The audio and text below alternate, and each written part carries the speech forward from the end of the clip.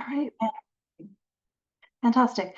All right, I would like to just welcome everybody to our September webinar with Literacy in the Discipline 612. I am Jennifer Morrison, and I am the president of Literacy in the Discipline 612. And I noticed that Wanda Littlejohn is also here, who is our vice president. So I just wanted to give a shout out for her being here. We are so excited to have this group here today. This is the DAYLO group. So I'm going to go ahead and read a little bit of a summary for them. Founded in 2021, DAYLO, or Diversity Awareness Youth Literacy Organization, is a student-led book club and community literacy service group inspiring empathy and understanding through the power of story, with a growing number of chapters across South Carolina. DAYLO has been profiled nationally by Education Week, School Library Journal, Publishers Weekly, Book Riot, PEN America, the National Coalition Against Censorship, the Freedom to Read Project, Nick News, and the documentary film Band Together. For its work in pro-literacy advocacy, DAYLO has been awarded a national commendation from the American Association of School Libraries, the South Carolina Education Association's Richard W. Riley Award for Human and Civil Rights, and an honorable mention for the South Carolina Library Association's Intellectual Freedom Award. DAYLO co-mentors Claire Bennett and Jonathan Haupt have also been recognized with the South Carolina Library Association's President's Award, and academic magnet High School DAYLO chapter founding president Kate Salvatelli has been recognized as the National Education Association's Student Activist of the Year. Quite a set of accomplishments here. I would like to, before we launch into our webinar, I'd like to also thank South Carolina Middle Grades Initiative. They provide the funding that allows us to be able to have these webinars. So without any further ado, what I'd like to do is turn it over to our wonderful guests, allow them to introduce themselves, and then take it away.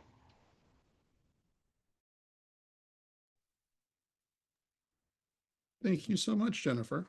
Since there was silence on all the other mics, I think that's my indicator that I'm supposed to introduce everybody, which I can do.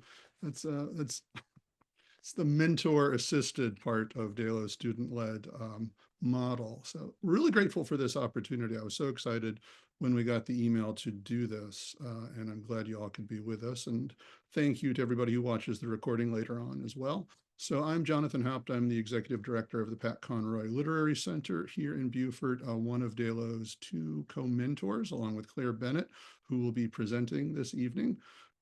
And we are going to turn most of the work over to our student presenters. That's how DAYLO works. So in alphabetical order, they are Emily Alea, who is a junior at Battery Creek High School in Beaufort, where she's in her second year as president of her chapter of DAYLO.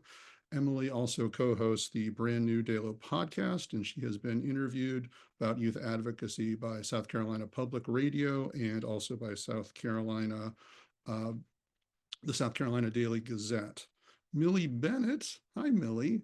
Millie is now a junior at the College of Charleston Honors Program. She is past president of the Beaufort High School chapter of DAYLO and now serves as one of DAYLO's peer mentors. Millie is also one of several DAYLO students who's been featured in the award-winning feature-length documentary film Band Together, and she's also been interviewed many times by local and national media about youth advocacy. And Kate Salvatelli is a senior at Academic Magnet High School in Charleston, where she is founding president of her chapter of DAYLO, now the largest chapter in South Carolina by far. And Kate has been featured also in the film Band Together and the Nick News segment, which aired nationally on DAYLO. And as was mentioned in our group intro, she is also this year's National Education Association Student Activist of the Year, which is a pretty big deal. So with that said, I'm going to share our PowerPoint and Millie's going to get us started. Give me 1 second to do that.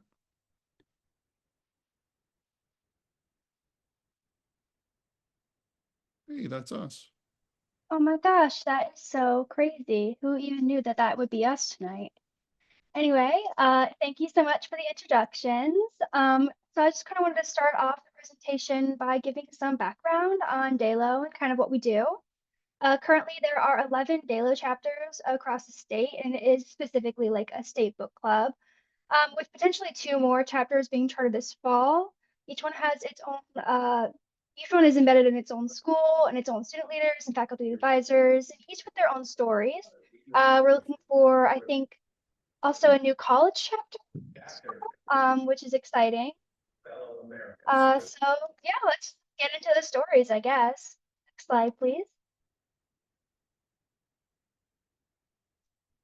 So a little bit, I mean, I feel like most people who watch this are going to know, but we like to give a little bit of context for kind of like what DAYLO works towards and kind of what we are geared towards. We are first and foremost a book club. We are also a pro-literacy advocacy group.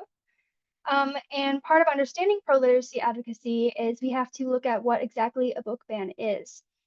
This is really important because the definition of book bans can be contested a lot. The US Department of Education said earlier this year that book bans are a hoax, and members of our State Board of Education have said that removing books from schools isn't a ban because the books are available elsewhere, like Amazon. And so we like to start off with a little bit about this because the removal of access to books from a population which previously had access is indeed a ban, especially because not everyone can access books monetarily. So on screen is the full Encyclopedia Britannica definition. Slide.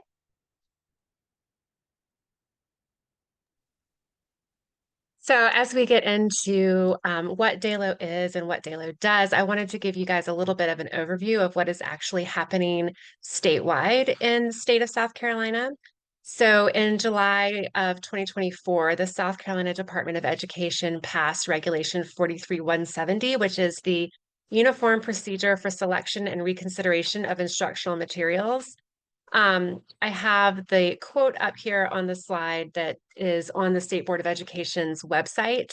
And a couple things that I want to point out about this specific quote. The first thing is that it says the State Board of Education's unanimously passed Regulation 43170, which is technically true.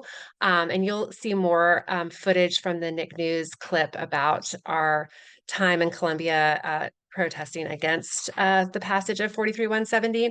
So technically, all of the members did vote to pass Regulation 43170, but it was with the understanding that it would then go to the state legislature to have further public input and discussion and perhaps revision, which did not actually happen. So I feel like they were perhaps a little bit confused or maybe misled on that point. The second point that I want to point out is that the regulation establishes a two-pronged threshold test. And if we look at what the Supreme Court says about censorship, we look at the Miller test, which is a three-pronged test. So the thing that we find that this regulation is actually missing is the taking the work as a whole. So that is one thing that's missing. And also the community standards. So as we continue to tell the story of DAYLO and what happened in Beaufort County and how that led to DAYLO's participation in statewide anti-censorship advocacy, it will become clear that the community standards were applied in Beaufort and are being overturned as we speak. So next slide, please. So currently under Regulation 43170, we have 21 books that are now banned statewide. So that's for every single student, public school student in the state of South Carolina, which I think is around 850,000 students statewide. And most of these books, I think perhaps all of them, but were challenged originally in Beaufort by two complainants, and they were reviewed by the community and returned to circulation. And that complainant has escalated the challenges to the state level under Regulation 43170 and has succeeded in overturning the will of the community in Beaufort, which goes against the Miller test, as we just discussed. Next slide, please. And additionally, we have one book that is restricted under 43170, and that's Crank by Ellen Hopkins. So that is still technically on shelves. It requires parental consent in order to be checked out, although the State Board of Education has not issued any guidance about how to go about doing that. And Ellen Hopkins has been a very good advocate and has spoken at instructional material review committee meetings and has issued statements along with the South Carolina ACLU. And here's a quote from her that I think is great. As for protecting our kids, I often say ignorance is no armor. Knowledge is their absolute best weapon, and books are among the safest spaces to gather information. I also wanted to note that there are two other states, Tennessee and Utah, who also have legislation that provides a pathway to statewide bans. But Tennessee, as of yet, has not actually utilized that. They continue to ban books at a quite alarming rate, county by county, but they have not actually banned any statewide, although Utah has banned 13 statewide. So that puts South Carolina in the lead at 21 banned and 1 restricted. Next slide. I'm going to give a quick warning. My internet went out like a second ago. I missed everything of what my mother said. So if it goes out, I nominate Kate to just do everything for me, I guess. But with that out of the way, if I suddenly disappear, you know why. But now let's get into exactly what DAYLO is. As I said earlier, DAYLO is a pro-literacy advocacy group, and it is first and foremost a book club. DAYLO stands for the Diversity Awareness Youth Literacy Organization. So our group is now statewide, but it was originally founded in the Low Country in Beaufort, South Carolina. It was founded in the spring of 2021 by a Beaufort High School student named Holland Perryman. I was the president of the first DAYLO chapter after Holland left for college, and I was president of it during the 2022-23 school year when a bunch of books were taken off of our shelves. Our goals have been to fight book bans, read diverse books, and connect with our community, which is really important because DAYLO stresses a lot of different types of advocacy and not just one. So we have spoken on multiple panels like today for community events and conferences, at our local school board meetings, at the state board, and the annual conference for the American Library Association as well. Next, please. So although many DAYLO members are now active youth advocates, that's not actually what DAYLO was created for. DAYLO is a book club, and it is centered around diversity, obviously, because it's in the name. Part of why DAYLO was founded was to foster empathy and create a greater understanding of one another in our community. So originally and now, DAYLO students read and discussed books with diverse book points and challenging themes as opportunities to build empathy, understanding, and self-reflection. Sometimes through our connection with the Pat Conroy Literary Center, we also get to meet with the authors, which is a wonderful way to build connections and further understand and dive deeper into our literature. Next slide. My Wi-Fi is also not working, so I think it's just a Charleston thing.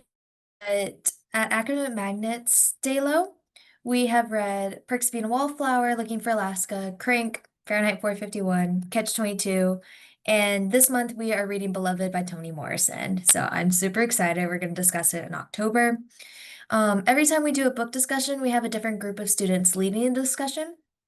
This year we have about 100 kids in our DAYLO chapter, which is awesome. So we're trying to get as many kids as we can to lead different parts of the club so everyone feels involved.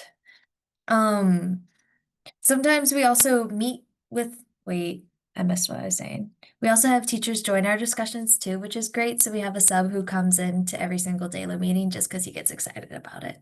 But yeah. Next, yeah. Okay, so at Battery Creek's DAYLO, we have read some of the examples below as The Hate You Give, Perks of Being a Wallflower as well, To Kill a Mockingbird, This Book Won't Burn, and The Black Friend we are working on reading. We read Perks just before it was banned statewide, which caused a major disruption in our club. Everybody was very upset by this. We finished it the week before it got banned, which is kind of crazy timing, but everybody in our club loved that book, and so when it got banned, it had a crazy harping effect. This led us to a lot of discussions on how important it was to be advocates against censorship in our school libraries, and it had us talking about how it really was directly affecting our schools, and it gave kids in our club that point of view, that this is actually happening and it's not just something that kids are talking about. And then afterwards, we were able to talk to the author on Zoom, and she was super starstruck meeting the DAYLO book club and she had been hearing and reading about. DAYLO. So, through the Pat Conroy Center, which our mentor, Mr. Hopt, runs, we also get the opportunity to meet lots of best-selling authors as well.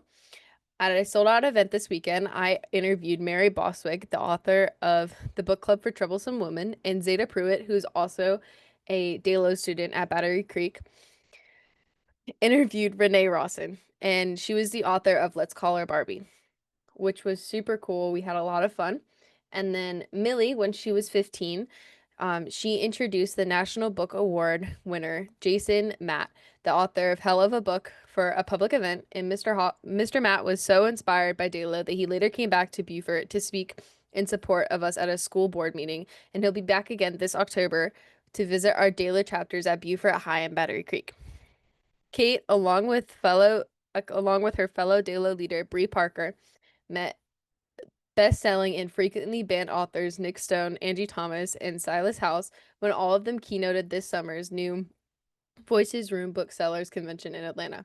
We're really fortunate that we get to meet such accomplished writers and storytellers and meeting these storytellers has become a regular part of daily experiences as students, and we are all very thankful for it. Outside of our on-campus book club, we are also an off-campus pro-literacy service organization. We engage with the community in a lot of ways, and one of the ways we do that, one of our goals for that is we want to benefit and increase community literacy engagement, teach our students models of servant leadership, and add credibility and visibility to DAYLO's anti-censorship advocacy. One of the examples of this is our monthly teddy bear picnics. They are a Read Aloud partnership with the Port Royal Farmers Market. It grew from an annual event when I was a junior in high school to now a monthly program with DAYLO volunteers from all 5 of our Beaufort-based chapters, reading empowering, diverse picture books to young readers and their families. Next slide.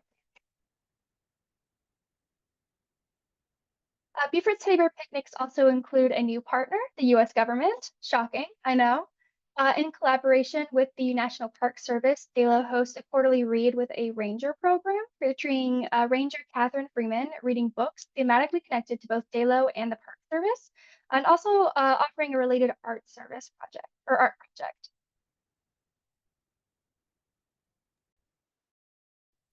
We hosted our first teddy bear picnic last year for Academic Magnet High School during National Banned Books Week, and we also held a book drive at the same time. So every kid that came was able to go home with at least 2 books. We had over 100 books donated by someone who just messaged us on Instagram after seeing one of our posts about the book drive. And then we're also doing another teddy bear picnic in 2 weeks, again with National Banned Books Week, and we're going to be working with a local Title I elementary school and be reading to those little kids after a half day. Yeah. So the focus, like Millie said, is reading to them. Our chapter has also worked with our National English Honor Society chapter to do a winter book drive for Pinehurst Elementary School, which is a Title I school right next door to us, for the past 2 years. So every year, the first grade teachers will send in requests for titles for their classes, and every kid will be able to go home with a Christmas gift, which they may not always be able to. It's been amazing just wrapping the gifts, and we'll make little cards or decorate ornaments for the kids, and knowing that every single one of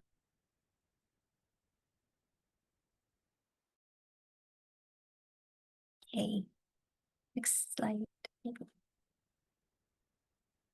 This is one as me. Another project that started during Banned Books Week began 2 years ago is our Little Free Libraries initiative. Beaufort DAYLO students initially collaborated to fill a dozen little free libraries across the community with pro-library, pro-literacy books. That proved to be such a fun and impactful experience for our students and our community both that we've continued and expanded this project with our 5 Beaufort-based chapters, now restocking more than 30 little libraries. In Charleston, Eva's DAYLO chapter is hoping to build their own little free libraries or find existing ones to support around town. On the subject of little free libraries, over the summer, Greenville High School's DAYLO chapter was able to install a new little free library in their community, and they stocked it with diverse books. This was a project partnership with the USC College of Information and Communications Community Literacy Program called Cocky's Reading Express.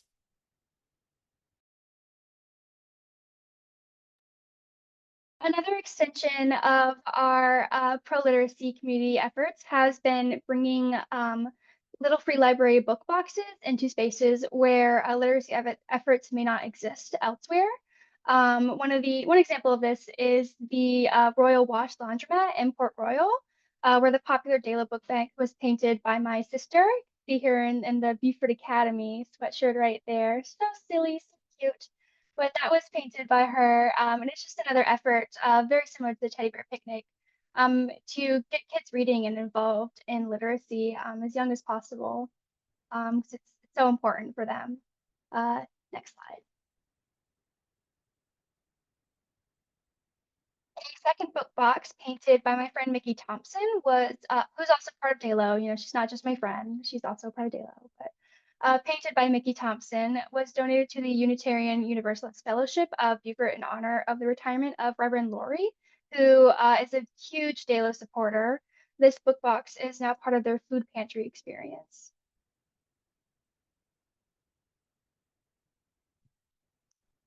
One other way, because there's so many other ways, DAYLO collaborates with the community is through the Pat Conroy Literary Center and other community partners on our successful Beaufort Human Library project, which inspires empathy and understanding through conversations with volunteer human books. You know, if you've never heard of a human library, it's not unique to us. It's kind of where people are books and they tell their stories to readers. And DAYLO helps volunteer in organizing and providing volunteers for this event. And it's just, we call them bookmarks. And it's really a really fun experience. I miss going to them, honestly. I don't have time up here in Charleston. Next slide. Another way is the 5th Public Education of the Beaufort Human Library was held during National Library Week. In April, 12 volunteer human books were featured, assisted by student bookmarks from DAYLO. Nearly 100 people attended the event. An on-campus version of the Human Library is also held twice a year at Emily's School, Battery Creek High, originally created by DAYLO leader Zoe Way, and now continued by Zeta Pro.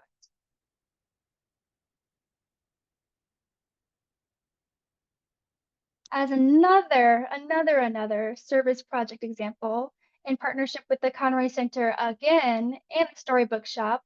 Oh, exciting. And with some big help from the Jeff Coat Law Firm, Beaufort's DAYLO chapters were able to donate $8,000 worth of school supplies to Robert Small's Leadership Academy, Title I school, at the start of this school year. During Read Across America Week, more than 100 students were using our donated art supplies during their reading and art project with the National Park Service. This is our second year to host a school supplies drive. Here's just some more photos, just kind of showing the sheer scope of it. There's my sister again in yellow. I love bullying her. She doesn't even know it though. She doesn't even know I'm bullying her right now. We also had some help collecting school supplies this year thanks to an unexpected generous donation indirectly from the actor Channing Tatum. Thanks for all the crayons, pencils, and backpacks, Gambit. We tell you all that to say that DAYLO has been and continues to be a highly visible, positive presence in our schools and in our communities, as we have been since DAYLO was first created in 2021.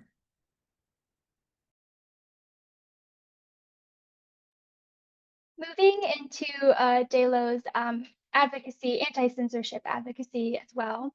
I'm going to tell you all a little bit about kind of what was going on my year of DAYLO when I was president of it.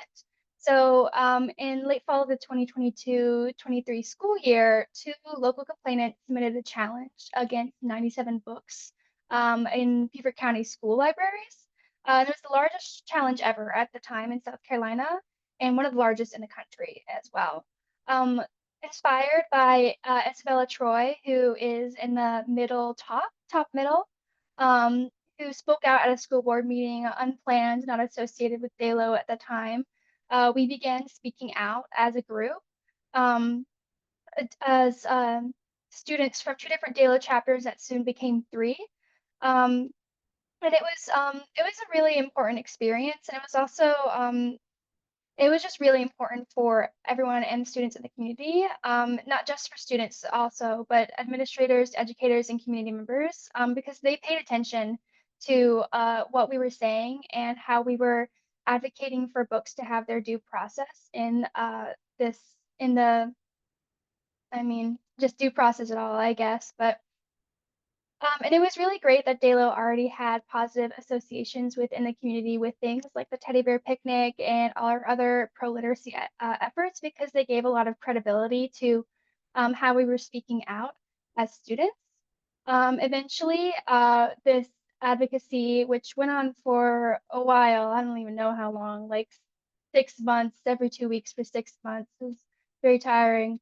Eventually, that ended up being front page news in the Charleston Post and Courier, and it started attracting a lot of attention for our advocacy. Really, partly, well, a lot of that was because we were a student-led advocacy group, and it was really important that we were so. So, in that time frame, 2 different filmmakers approached us, which I thought they were scammers so bad. I would not respond to them. I was like, someone else can deal with this. Because I was in charge of the DAYLO Instagram, a mistake at the time. So I gave that away. But they ended up being real, so crazy. And now we have the feature-length documentary film called Band Together, which follows 3 DAYLO leaders from 2023. Me, Izzy Foster, who is the top right, and Izzy Troy, top middle again. As we were able to advocate locally and nationally for the freedom to read. And I believe it's trailer time. But if you're fighting book bans, if you're fighting against censorship, then you are a freedom fighter. Human beings, Americans, people of all races, are not born freedom fighters. We do not choose to become freedom fighters. The freedom fight chooses us. There's no coincidence that the rise in book bans coincides with the rise of Moms for Liberty. He had been enjoying, hey! Please order. Order. Moms for Liberty can call themselves for liberty all they want, but they are still in the business of telling other people what they can and cannot do, can and cannot read, can and cannot think.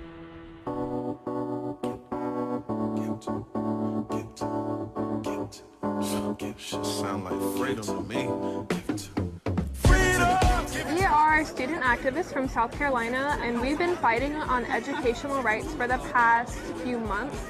I think that from us doing this work and being advocates, it's really opened the door for our peers to also use their voice to fight for things that they believe in. I would say start local, because we started at school board meetings and now we're here. Free your mind and the rest will follow. Hold my own alone, I don't beg or borrow. It's the root of all evil, break your neck for a check. You flex on the day, you and that tomorrow. It ain't the struggle, it's evolution. Rather put the politics aside for revolution. With the current laws, there appear to be no solution. Power of a dollar, Rothschild, Rosicrucian. Yeah, to have truth more effective than the whole lie. You trying to run game on the wrong guy. I don't know if worse opposition coming from the outside of my own kind. Organize, stand up, and speak out with a unified voice to protect our freedom to read. Freedom! Give it to me 'cause I gotta get it. Give it to me 'cause I gotta get it. Give it to me 'cause I gotta get it. Give it to me 'cause I gotta get it. Give it to me 'cause I gotta get it. Give it to me 'cause I gotta get it.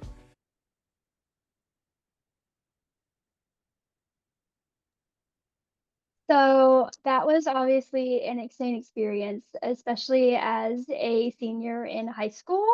I think, I mean, I don't know. I've talked about it so many times. I feel like I say something different every time. You know, I think that time of my life was so important for me because it really informed who I wanted to be and what I wanted to do going forward. At the time, I wanted to be an artist, and I still do. And I think it really just sculpted how I wanted to approach it. And I think everyone in the movie had a very different experience in really this being their introduction to activism and kind of how they wanted to move forward in their activism. For me, I took a step back for a while after we were done with the movie, and kind of let myself breathe my freshman year of college and try and figure out where I wanted my activism to go, how I wanted it to change my art, as I was taking my college level art classes. And I think part of what was also really important about that experience was that it wasn't all on one person all at the same time. In the documentary, it's really just focused on the three of us, but DAYLO was honestly really big that year, especially for it being its early years. And I wasn't one of only three speaking. There were generally about six of us speaking at the school board meetings, and even more sitting in the audience supporting us. And I think that really informed how, for me as an activist, that activism doesn't all have to be on one person, and you don't have to do everything all the time. So when I took that break, I really stepped back and kind of re-examined how I wanted to move on in my activism from there.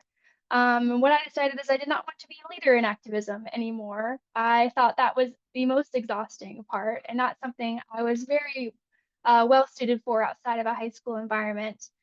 Just because, like Lizzie, as an example, really wants to go into like a political sphere in life, and I want to remain in an artistic sphere, but um, I want to still pursue activism as something that I just think is integral and important, rather than something that fuels how I move going forward.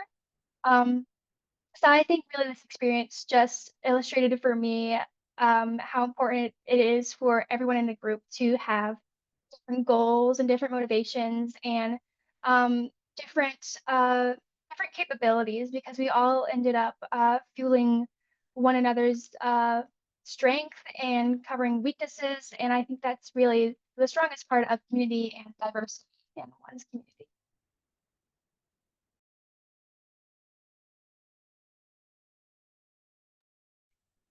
As you see in the documentary, Charleston's also a part of the band together.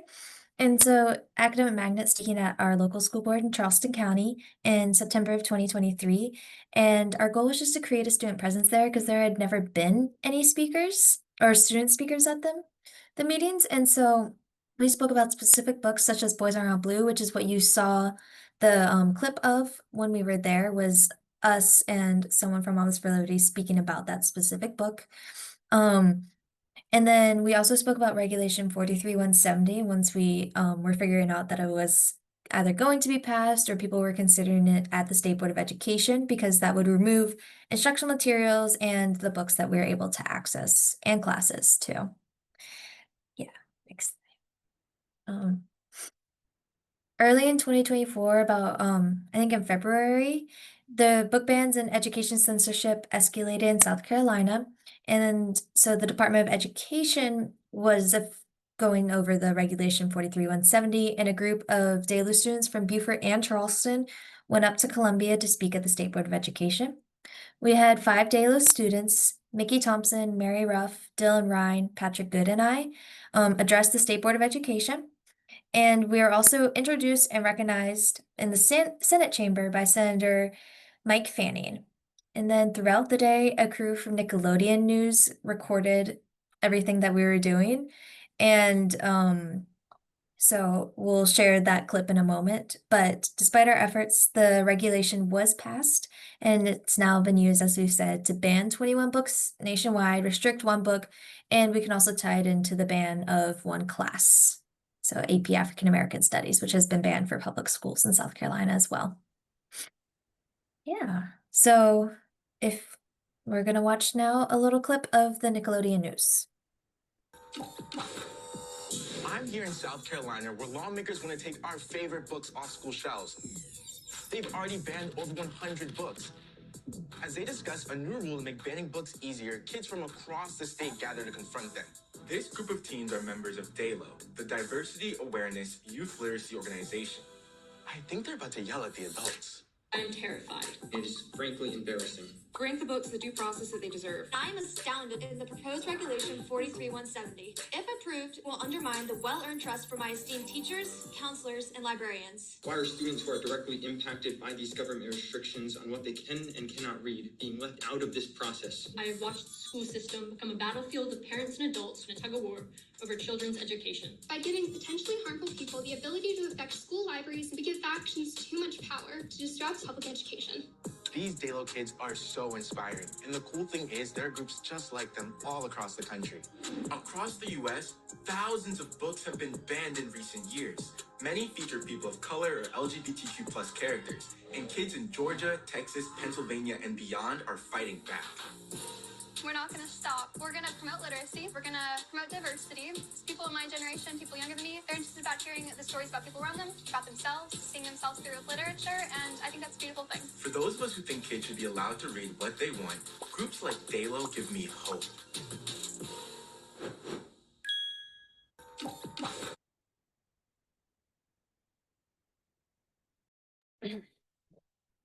Speaking of which, on our most recent trip to the State House, we joined members of South Carolina Association of School Librarians on their Legislative Hill Day. 20 DAYLO students from across South Carolina participated. We had opportunities to address this SC House Democratic Caucus and the Black Legislative Caucus, and to meet with Beaufort Representative Michael Rivers, who is always grateful to see DAYLO. This is a really cool experience. A couple of the Battery Creek kids made it there, and we had a lot of fun. Next slide, please. We were also introduced and applauded along with the SCASL in both legislative chambers, and it's super fun when the state representatives and senators, including those who do not agree with us, have to applaud for us. That was really interesting to see. I had never been in the State House, but it was really interesting to see that everybody was applauding because I didn't know that they had to do that. Next slide, please. Also, during Hill Day, many of us had the opportunity to be interviewed by the South Carolina Public Radio for a news segment on student responses to book bans and education censorship. 3 DAYLO students, Patrick Good, Harper Cridlin Hughes, and I were featured in the broadcast edition of the news segment. Next slide, please. Speaking of which, at Battery Creek, we also have a podcast. It is called DAYLO on Air, and I host with Hernando Rizzo, and we talk about everything from books to what it is going on in our school system.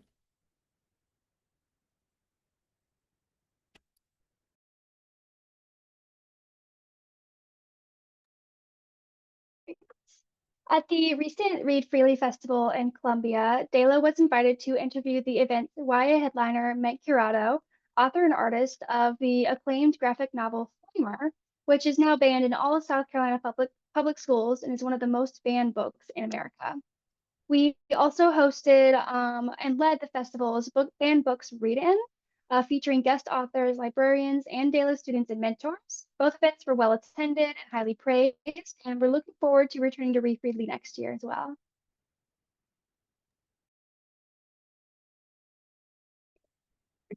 Advocacy doesn't always mean public speaking, or news interviews or festival appearances. Through our advocacy work, DAYLO was introduced to Sarah Barber, the executive director of the SC Coalition Against Domestic Violence and Sexual Assault. Miss Barber collaborated with Mary Ruff and Patrick Good on an opted for the Charleston Post and Courier, which connected book bans to censorship and essential information for students about sexual violence, trauma, and healing. The opted promptly became instructional materials in a USC class on ethics and advocacy. This is a particularly good example of writing as an act of advocacy and the importance of collaborating with experienced adult advocates.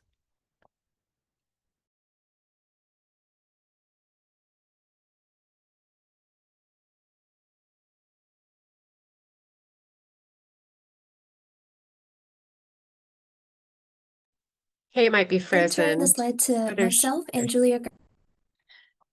Hello? Okay. Hi, Kate. Sorry. In turn, that led to Julia Garnett, who was last year's Banned Books Week Youth Chair, and myself to write an op-ed together for advocating for students to be involved in the decisions about book removals, along with showing how we are impacted by this censorship.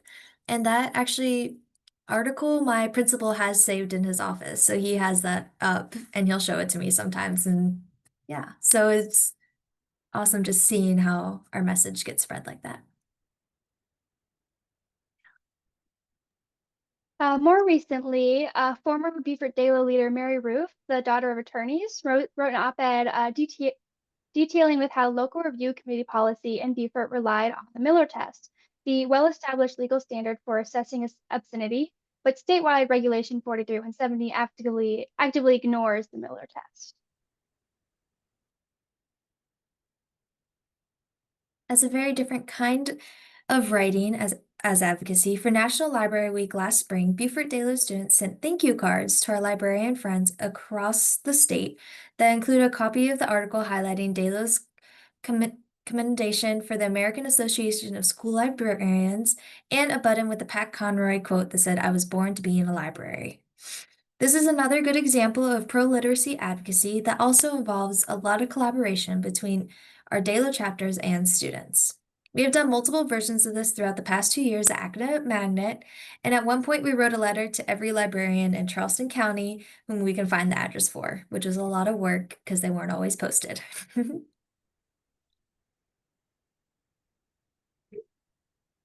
DAYLO continues to be a subject of national attention and praise, and a source of inspiration and empowerment to other youth, adult advocates. This spring, DAYLO was profiled nationally by PEN America, the National Coalition Against Censorship, and the Freedom to Read Project.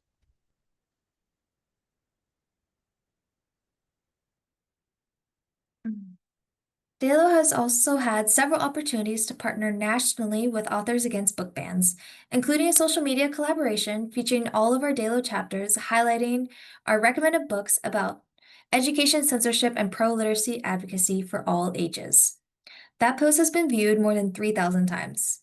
I was also invited to speak at the AABB membership, which is as a nationally live-streamed conversation with Maggie Takuda Hall. Next slide, please. Because of our positive pro-literacy approach and because we're a student-led organization,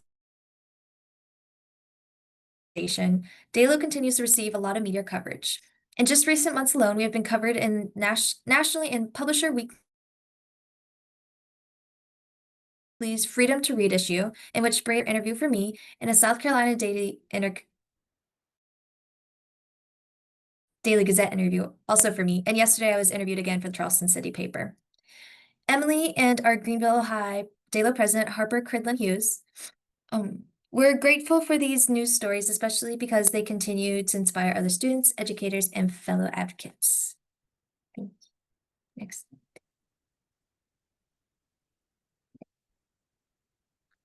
So as we've discussed before, each DAYLO chapter is embedded within a school, and those chapters have staff advisors that help to facilitate the book club and the book club discussions, and also work with us on our various community literacy projects.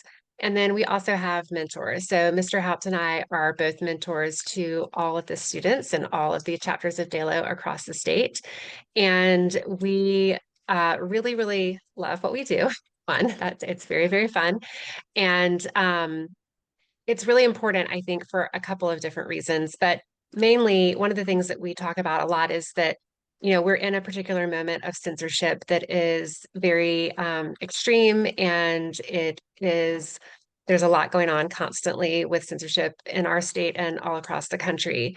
But we also know that this moment of censorship will pass, and that these students will grow up and become adults in their communities, and we want them to take the experiences that they've had here with us in DAYLO and apply those to their lives going forward and how they interact with their communities and how they interact with their local and state governments, and to understand that they have a voice and that they can use that voice for change and to better themselves and to better their communities. And one of the ways that we find is most important to do that is to offer a lot of different avenues for advocacy. So as Millie has kind of mentioned before, public speaking is not for everybody. Giving presentations, speaking to legislative bodies, speaking to school boards, that is not everybody's comfort zone.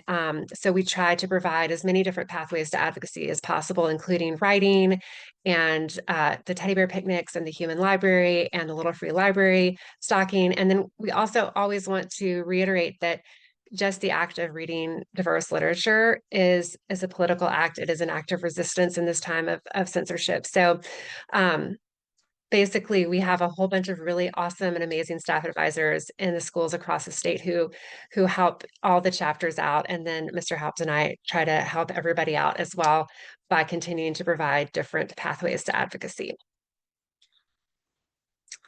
Next slide. As Claire said, the real secret to DAYLO's success and sustainability is that we are all very goofy. It is such a fun club and it is genuinely very fun. Being an advocate for something you're passionate about is hard work, but and it's easy to feel overwhelmed or burnt out. But DAYLO is consistently supportive of their community of students, advisors, and mentors. We are a little goofy, but we actively look for opportunities for that joy and silliness, and we make sure that students are given the freedom to still be teenagers through this experience of advocacy. Positivity has always been essential to DAYLO's mission so that our students can develop an impactful and lifelong relationship with advocacy and mentorship. I can say this from personal experience. As you can see, I was gonna say on that slide, there's a photo of me and my co-host. And I'm going like this to him. So you can really see that DAYLO is a goofy club. Continuing. We invite you to learn more about what we do by following along on our adventures with advocacy through our Facebook and Instagram account. 20 DAYLO student leaders, along with our mentors, Mrs. Bennett and Mr. Hott, have also created a youth advocacy toolkit for the National Anti-Censorship Resources Get Ready, Stay Ready, and ReadCon. These toolkits are available on both websites, and we continue to add to the Get Ready, Stay Ready. Thank you so much, everybody, for this opportunity to share our story today. We're happy to answer any questions that you might have. If you don't have questions, I'll be going straight to sleep after this. So, if anybody has any questions, you're welcome to ask them.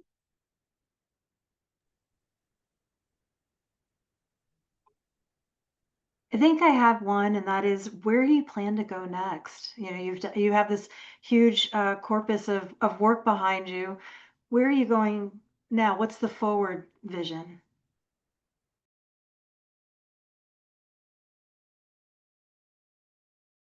I think that's a co-mentor question, perhaps. Well, Emily looks like she might wanted to jump in. So I think that the podcast is a new next thing for us for sure. So Emily, what did you have to say? You meant for DAYLO, right? Like as a whole? Okay. I just wanted to make sure before I answered the question. Hope for our DAYLO chapter specifically, we are hoping to push it more to the guys in our school because DAYLO, as of nature, if you cannot tell, is a lot of women. And we want to push that more out there so we can have a lot of student outreach because it's important. And we are also looking to put it out more on social media through Creek's podcast called DAYLO on Air. So hopefully that gives more of a way for people to see the opinion if they're not readily acceptable to see live stream events or anything of that sort. Do you have a link for your podcast that you would like to put into the chat? Yes. Wait, I sent it to Jonathan, so I have to pull it up. Let's definitely put that into the chat so people have access to that. Do any of our other listeners have any questions for the group?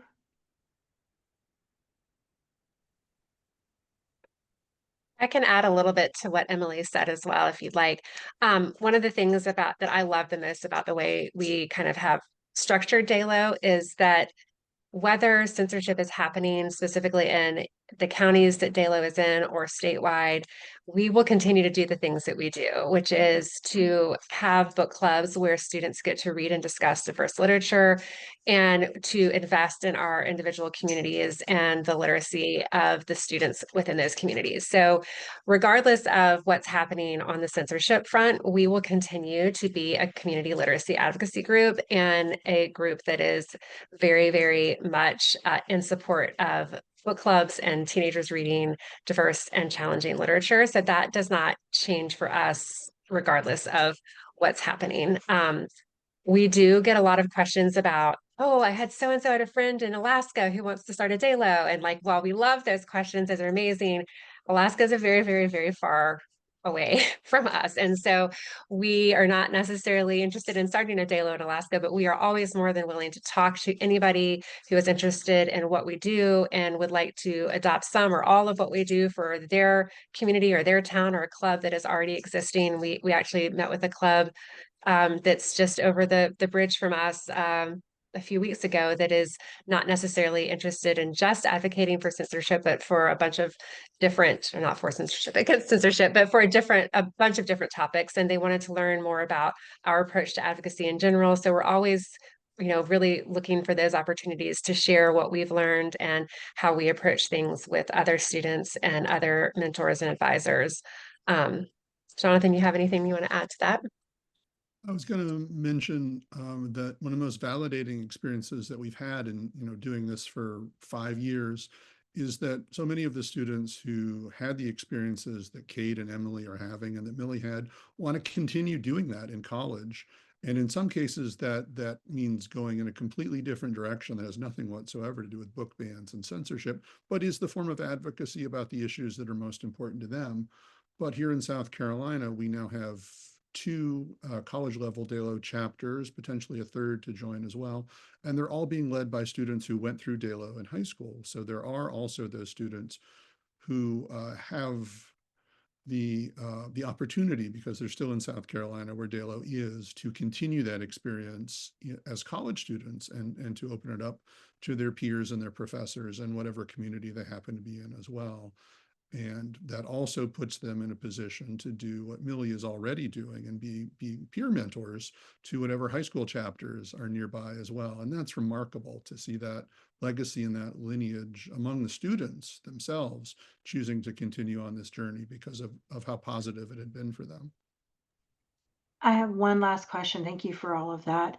And that is, if we have teachers or educators who are watching this and they're interested in like, okay, well, what's something I can do in my classroom or that I can do in order to follow this inspiration that I've gotten from DAYLO, what would you recommend might be some first steps for these teachers?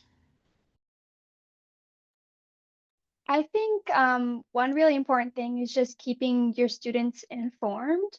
When DAYLO was already formed at this point, but I didn't know about the book bans until I walked in, I think the morning or two after it had happened. And basically, my AP Lang teacher had told the entire class of like 30 plus students, because we were a ridiculously huge class. The entire class was just like enraged about all this was happening, was very upset. I don't think as students, like we really we would have thought to like check the district's website or check like the local news to be like, oh my gosh, there's book bans. And I think adults are more involved in the community in that way that students really haven't learned yet. So I think for teachers, it's really just important to be that point of connection for community news that students often really aren't on the lookout for. So I think that's really important first step. I would also say it's really important for teachers to hold space for students and encourage them to use their voices. Because I remember when I was first starting out my DAYLO chapter or just public speaking in general, I was terrified because I didn't want to go in front of all of these groups of people or even just like fellow students and talking to them and being like, this is what's happening. You guys should follow me in DAYLO. And so having a really good support system and having a teacher who's there for you is really important. Like I spent my entire lunch today with my DAYLO head just because we ate lunch together. So it's good knowing like you have people who care for you. And when you go out and do all of these scary things advocating, you still have a safe space to go back to. I have a couple of like just kind of practical things that I would add to that. One is an idea that I actually learned from a librarian in South Carolina in the spring, as books were being very rapidly banned statewide by the State Board of Education. And that librarian basically, like Flamer, for example, was a very popular book in their their school library. So what they did was they had to pull Flamer from the shelf, but instead of just pulling it and not saying anything, they created a card that went where Flamer used to live on the shelf that explained why it was no longer there, what the regulation was that caused this book to be removed from their access, and what they could potentially do about that. So I think that's something that could be implemented in a library or in a teacher's classroom library as well. And then I think the other thing is, we have 22 books banned statewide in South Carolina. And while we hate the loss of any access to information for our students, there are a lot of other really diverse and really amazing books that we can continue to promote in classrooms and to make available for students that haven't been taken away yet. So while it feels really bleak and books are being removed, there are also still so many books being published every year and so many amazing books. So just continuing to encourage all of our students, whether it's within class time or at home, to read as much as possible and as diversely as possible, and encouraging them that will really help them as they leave high school and either go to college or go into the military or go into a career. It never, ever hurts reading a book, and the more you know and the more you understand all of those things. So that's what I would say. All right, thank you so much. Really appreciate everyone's input and all these great ideas that you have. We are at the hour at this point, so thank you so much for all of you coming and sharing the amazing work that you are doing. This is fantastic. I love the idea of having the card taking that place and making it so explicitly obvious of what's going on. I think that's a brilliant idea. Again, I'd like to thank the middle grade, the South Carolina Middle Grades Initiative for funding the webinar.